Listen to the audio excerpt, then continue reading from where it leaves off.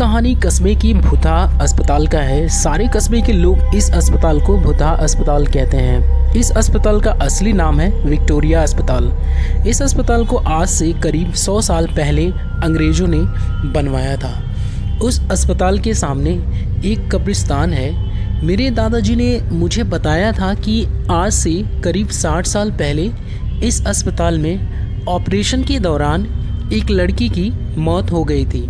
तब से उस लड़की की आत्मा उस अस्पताल में भटकती है। रात ढलते ही कोई भी इंसान उस रास्ते से नहीं गुजरता है, क्योंकि उस लड़की की आत्मा राहगीरों को परेशान करती है। हालांकि मैं दादाजी की बताई पुरानी भूता कहानियों में ज़्यादा विश्वास नहीं करता था। एक रात मैं अपने दोस्तों अंकित और राजू के साथ रात को बाइक पर घूम रहा था। तभी मेरे दोस्त ने मुझसे विक्टोरिया अस्पताल वाले रास्ते से चलने को कहा। हम में से कोई भी ज़्यादा भूत प्रेतों पर विश्वास नहीं करते थे और हमने उस रास्ते से जाने का पक्का किया।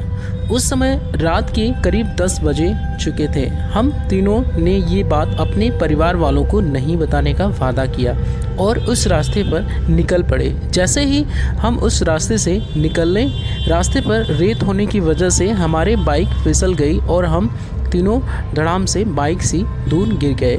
गनीमत थी कि हम लोगों को कोई चोट नहीं आई थी। बाइक चला रहे मेरे दोस्त अंकित ने बताया कि उसका बैलेंस तो बराबर था, फिर ये बाइक कैसे फिसल गई। हालांकि वो थोड़ा डर गया था। तो मेरे दूसरे दोस्त राजू ने बाइक चलाने को कहा। अब राजू बाइक चला रहा था। हम 1 किलोमीटर ही चले थे कि अचानक हमारी गाड़ी का टायर पंक्चर हो गया और गाड़ी की स्पीड तेज़ होने से गाड़ी इस बार फिर पिछली बार से दूर तक फिसलती गई। इस बार हमें कोहनियों और घुटनियों पर थोड़ी चोट आई थी। अंकित फिर से बोला कि इस जगह में ज़रूर कोई गड़बड़ है, हम लोग वापस उल्टे चलते हैं। लेकिन मैंने और राजू ने उसकी बात नहीं मानी और बाइक उठाकर पैदल चलना शुरू कर दिया। हम थोड़ी ही दूर ही चले थे कि अचानक किसी लड़की के चीखने की आवाज़ सुनाई दी। ये सुनकर हम रुक गए और अंकित बोला, यार तुम लोगों को चीखने की आवाज़ सुनाई दी क्या?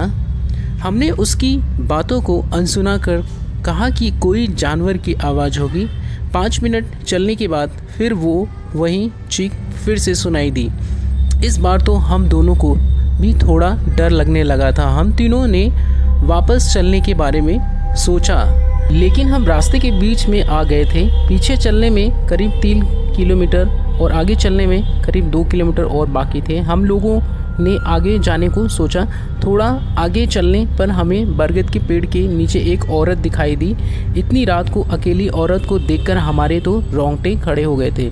हम लोगों ने पीछे मुड़ने का सोचा, तभी वो बूढ़ी औरत चिल्लाई, बेटा रुको, मुझे हाईवे का रास्ता बता दो। हमने पूछा कि इतनी रात को आप इस रास्ते से कैसे निकल रही हैं? तो उस बुढ़िया ने कहा कि मैं पड़ोस के गांव की रहने वाली हूं और मेरे पास पैसे नहीं हैं, इसलिए मैं पैदल ही निकल पड़ी। हाईवे के उस पार मेरा गांव है। तो हमने उस बुढ़िया की बात का विश्वास कर लिया और आगे निकल पड़े। रास्ते में वो बुढ़िया हमसे सारी बातें पूछने लगी। बुढ़िया हम तीनों के पीछे चल रही थी। हम तीनों दोस्त अब अपनी बात कर रहे थे। तभी राजू बोला कि लो मान जी, आपका रास्ता आ गया। और वो जैसे ही पीछे मुड़ा तो वहाँ कोई नहीं था।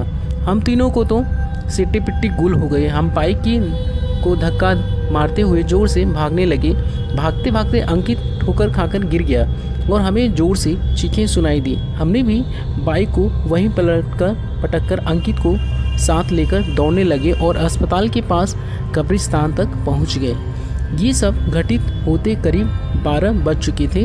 हमें पसीने से तरबतर हो गए और कब्रिस्तान पार कर एक मंदिर में रुक गए, क्योंकि अगर बिना बाइक के घर जाते तो जूते पड़ते। इसलिए उस रात मंदिर में ही रुक गए और सुबह होते ही बाइक लेकर अपने अपने घर आ गए और घर वालों दोस्त के यहाँ रुकने का बहाना बना दिया।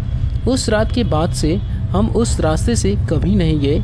मुझे आज भी सपनों में वो भूतिया बुढ़िया और चीखने की आवाज़ें आती हैं। दोस्तों अगर ये कहानी आपको पसंद आया तो please like and subscribe channel. Thank you.